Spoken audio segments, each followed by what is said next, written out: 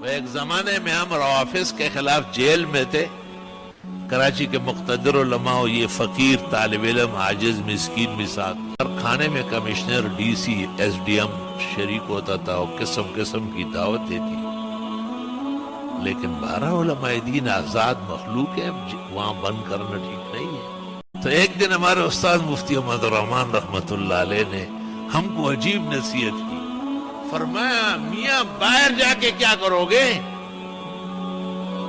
ہم نے کہا مدرسوں کا کام ہے، درس ہے، امامت ہے۔ کہا کیوں کرتے ہو یہ؟ ہم نے کہا ثواب کا یہاں دین کے لیے جو جیل کاٹ رہے ہو ثواب نہیں ملے گا کیا؟ خدا کی قسم اس دن سے ہمارا دماغ کھل گیا، عقل آ گئی۔ استاد ہوتے ہمارے استاد تھے اور اسی دن رہائی ہو گئی۔ یا اللہ، استقامت کی ضرورت ہے۔ استقامت جب آپ میں نہیں ہوگی تو مشکل بڑھتی جائے گی، جب آپ استقامت اختیار کر لیں گے مشکل کو شکست ہو جائے گی اور آپ جو چاہیں گے وہی ہوگا۔ بہرحال یہ باتیں ہیں جو آپ کو یاد رکھنا چاہیے۔ اللہ اللہ بھئی، ہم یہ بھی بتاتے ہیں کہ دعا توجہ سے مانگنا چاہیے۔ ہمارے ساتھی ہے اور ہمارا سرمایہ ہے، ایک خاص دوست ہے، وہ علیحدہ انٹرنیٹ کمرے میں رہتا ہے،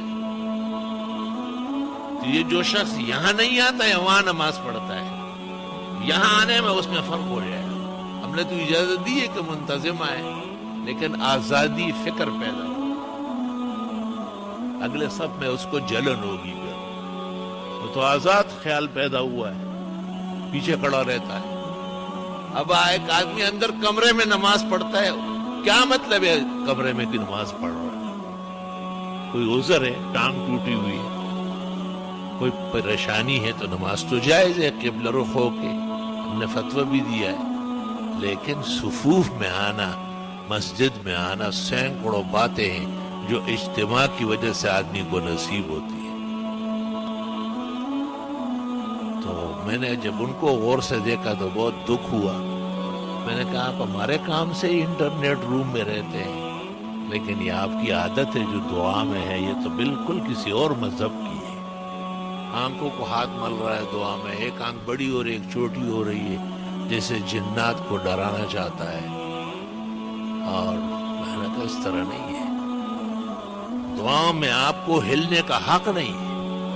دعا کس سے مانگ رہے؟ احکم الحاکمین، وہ تیرے جیسے تھوڑا ہی ہے، اس جیسے تو کوئی بھی نہیں، لیسا کمثلہ شیء۔ تو دعا بہت توجہ سے مانگا کریں، ہاتھ نہ بالکل کھلے ہوئے ہو نہ بالکل بند ہو، عالمگیری میں لکھا ہے معمولی سا فاصلہ رکھیں، نہ بہت اٹھائے نہ بہت بٹھائے، سینے کے سیدھ میں ٹھیک ہے۔ اور حدیث میں دعا ایسی مانگو جیسے آپ ہتھیلیوں سے کوئی چیز مانگ رہے ہیں۔